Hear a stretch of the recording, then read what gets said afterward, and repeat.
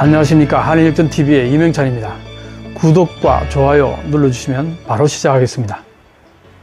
갈수록 가을의 기색이 완연해지는 요즘입니다. 이 계절의 쓸쓸함을 누구보다 강하게 느낄 사람이 기시다 총리가 아닐까요?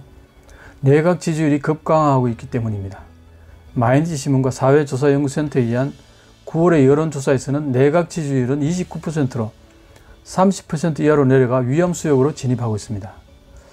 또 전회 조사보다 7포인트, 전전회 조사보다 23포인트나 감소하며 하락 경향이 멈추지 않고 있습니다.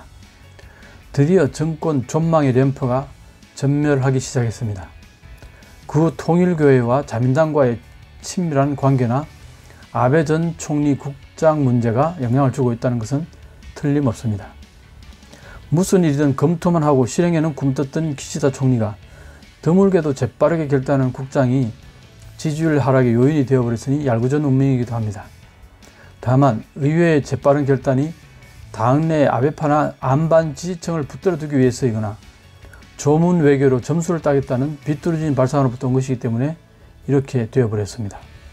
기시다 총리는 국장을 결정한 이유의 하나로서 아베 전 총리에 대한 많은 나라의 조의와 경의를 들고 있습니다. 8월 31일에 있었던 기자회견에서 기시다 총리는 9월 27일에 실시될 예정인 아베 전 총리의 국장이 가지는 조문 외교의 의미를 다음과 같이 강조했습니다. 아베 전 총리가 갖고 온 외교적 유산을 제대로 계승하여 발전시킨다는 의사를 내외에 나타냄과 동시에 상대국에서 우리나라에 보여준 경의에 확실히 대답하고 싶다라고 말입니다. 국장은 비교적 적은 비용으로 각국의 정상을 불러올 수 있으므로 저비용으로 큰 외교적 기회를 얻을 수 있으니까요. 국제 무대의 다양한 장소에서 대화의 장을 만든다는 것은 중요하지요. 다만 국장으로 해야 하느냐는 문제와 조문 외교는 별개의 문제라는 것입니다. 오부치 게이조 전 총리가 죽었을 때는 자민당 내각 합동장이었지만 각국으로부터 많은 정상이 왔었습니다. 기시다 정권이 국장을 거행하는 하나의 의회로서 들고 있는 조문 외교. 그러나 정말로 합당한 이유가 되고 있을까요? 조문 외교 자체는 자민당 내각 합동장으로도 행해지고 있어 굳이 국장으로 해야 하는 이유는 되지 않는다는 것이죠.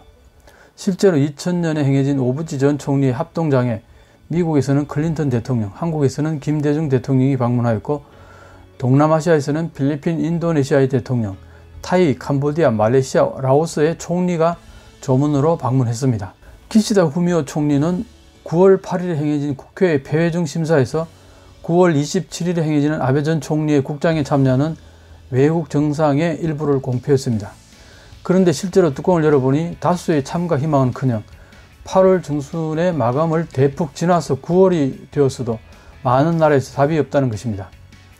미국의 바이든 대통령, 프랑스의 마크롱 대통령에 이어 방위를 검토 중이라고 전해졌던 독일의 메르켈 전 총리도 참가를 보류한다는 등 주요국의 정상은 거의 출석하지 않는 것으로 드러났습니다.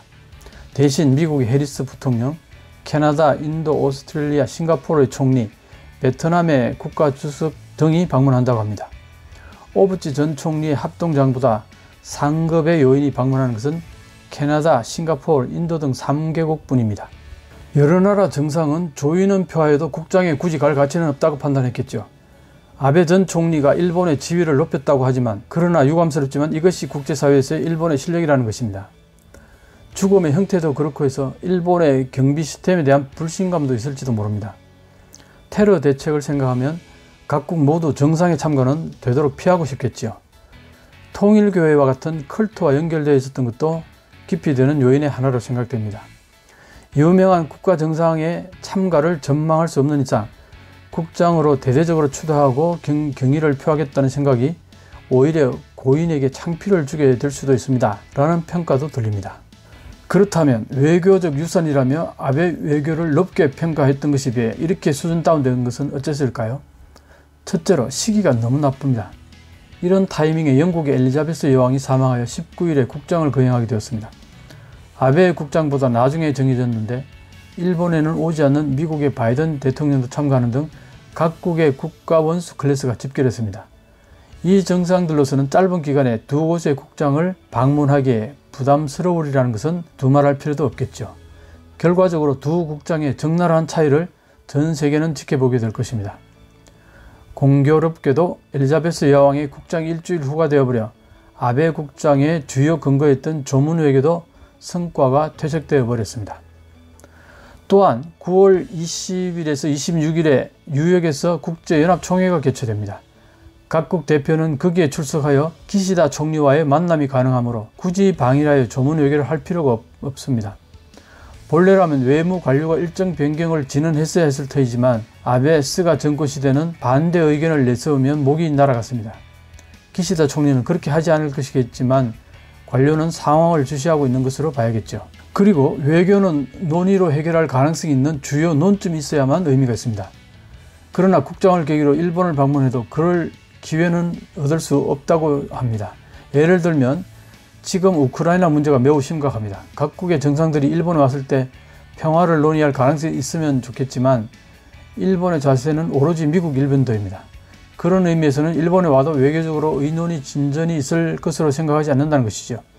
이와는 대조적으로 러시아의 푸틴 대통령은 11월에 인도네시아에서의 G8에 참가한다고 합니다. 이때 인도네시아는 우크라이나의 젤렌스키 대통령도 초대하고 있습니다. 그런 형태로 러시아와 우크라이나의 중재를 도모하는 등 구체적으로 평화를 향해 노력하고 있으니 거기에 갈 동기부여가 되지만 이번 국장에는 그런 외교적 논점이 없습니다. 게다가 아베 전 총리의 개인적인 연결마저 모래 위에 누각이었던 것이 드러났습니다.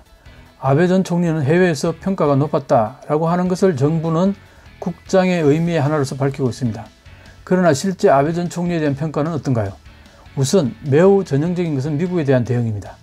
미국 외교를 기축으로 해온 아베 전 총리는 트럼프 전 대통령이나 오바마 전 대통령과 개인적인 관계가 있는 것을 전면적으로 어필해 왔습니다.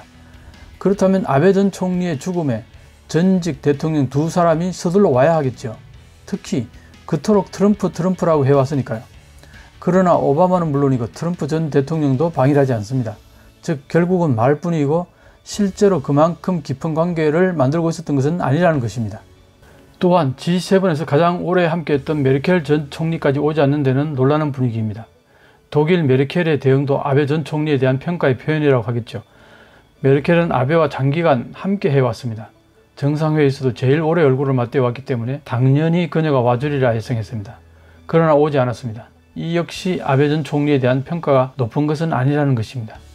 외교의 아베라든가 개인적인 관계를 만들었다든가 말들 많지만 그것은 결국 단순한 말장난 같은 것이었다는 것이 지금 드러나고 있습니다. 사망사건 후의 보도를 보면 아베 전 총리의 외교가 높게 평가되었습니다. 그러한 대표적인 예로 아사히신문 대기자였던 후나바시 요이치의 평가를 소개하겠습니다. 제2차 아베 정권이 탄생하고 얼마 지나지 않았을 무렵은 평가도 기대치도 낮았습니다. 일본의 과거를 새삼스럽게 미화하고 직시하지 않는 역사 수정주의자라는 꼬리표가 붙여졌습니다. 그런 아베의 평가는 그 후에 실적에 의해 서서히 변화했습니다. 우선 리얼리즘의 정치와 외교로 중국, 한국을 비롯하여 아시아 제국과의 관계를 안정시킬 수 있도록 노력했습니다. 역사 문제에 대해서도 종래의 일본 정부의 역사인식의 프레임을 고려하며 과거로부터 미래로 눈을 돌리는 역사 극복의 프로세스에 관한 국민적 합의의 토대를 쌓아 올렸습니다. 2015년 여름에 전후 70년 담화와 연말에 이란 위안부 합의가 그 예입니다. 후나바시의 이런 평가는 뒤에 소개해드릴 비판적 시각과 상당히 대비되어 흥미롭습니다. 아베 정권에서 가장 국론을 분열시킨 정책은 집단적 자유권의 헌법 해석 재검토와 평화안전법제의 정비였습니다. 아베를 시대착오적 군국주의자, 분단의 초보수주의자라고 비판하는 소리는 강했고 이번 비명의 죽음 후에도 그렇게 받아들이는 방식이 다수를 이루고 있습니다. 그러나 역시 후나바시의 평가는 다릅니다. 우크라이나 전쟁에 보이는 21세기의 극적인 지정학적 상황 변화하에 일본은 지금까지와 같은 미국에 의존하는 평화주의에 안주할 수는 없다. 워싱턴 포스트지는 사설에서 아베는 중국의 대두에 잘 준비하였고 또한 중국과 경쟁하는 것의 필요성을 일찍이 응시하고 있었다며 그의 선견성을 평가한 다음 미국은 일본군의 정당성을 지지해야 한다라고 주장했다. 이어서 미국의 대외 관여의 축소와 미중의 대립 중에서 새로운 세력 균형과 국제 질서의 비전을 추구하여 그것을 형태로 나타냈다.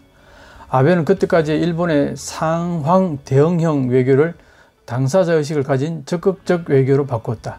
그 구체적인 표현이 쿼드, CPTPP, FOIP, 자유롭고 열린 인도태평양이다. 거기에는 아시아 태평양을 중국의 세력권으로 하지 않겠다는 강한 의사가 표출되고 있다. 아시아 태평양이라는 이 지역 개념의 중심에 중국이 아니라 인도를 포함하여 동남아시아의 젊은 해양국가군을 껴안는 보다 큰 그림을 그렸다라고 평가하고 있습니다. 하지만 일본의 유명한 경영 컨설턴트인 오마의 게인치 평가는 전혀 다릅니다. 냉정하게 돌아보면 오늘의 남는 아베 외교의 성과는 눈에 띄지 않는다라고 평가하더랍니다. 예를 들면 트럼프 전 대통령과는 선진국 내에서는 유일하게 취미인 골프로 사이가 좋아진 것 같지만 일미 관계는 파트너라기보다는 오히려 지나치게 저자세로 일관했다. 아베는 총리 취임 초기에는 전후 레짐으로부터의 탈각을 주창하며 헌법 개정이나 GHQ 점령 시대에 대한 재평가 등을 호소했다. 그런데 미국 정부에서 경계함에 거리를 두기 시작하자 급변하여 미국 정부의 기분을 최우선으로 살피게 되었다.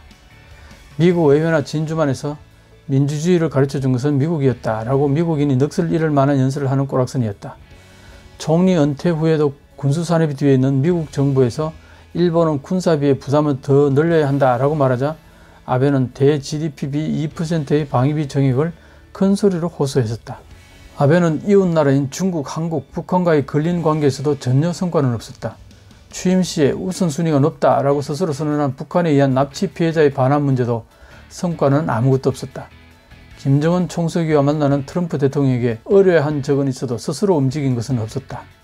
또 러시아의 푸틴 대통령과 27번이나 정상회담을 거듭한 것에 대해 좋게 평가받고 있지만 그러나 실태는 아베는 총리 당시에 북방 4개 섬을 돌려받도록 했지만 푸틴 대통령과는 만날 때마다 거리가 멀어져 갔다. 그러니까 회담을 거듭하는 사이에 북방 4개 영토 반환으로부터 북방 4개 섬을 함께 개발합시다로 변모되어 갔으며 이었고 일로 평화조약을 체결하고 실적이 나오면 논의하자라는 식으로 마음이 약해져 갔다. 만나면 만날수록 북방 4개 섬의 반환은 후퇴해 간 것이 대푸틴 외교의 실태이다. 국장에 대한 국민의 반대가 많은 가운데 유일한 근거였던 조문 외교도 기대에 못 미치고 있다. 이 사항을 냉정하게 되돌아보면 일본의 외교에 플러스가 된 성과 등 나는 하나도 생각해낼 수 없다. 이것이 오마에의 평가입니다. 그런데 자민당인 니카이 전 간사장은 9월 16일 국장이 끝나면 반대하는 사람들도 반드시 좋았다고 생각할 것이다. 일본인이라면 이라고 했습니다. 그러나 현재 반대 여론의 추이를 보면 해서 좋았다라는 결과는 절대로 되지 않을 것으로 보입니다.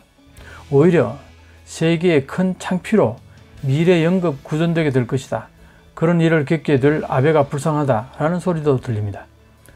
물론 국장을 결정한 기시다 총리 본인은 자업자득이므로 지지율 하락으로 위험 수역에 돌입하여 민의로부터 그만두라 라는 합창에 맞닥뜨리게 될 것입니다.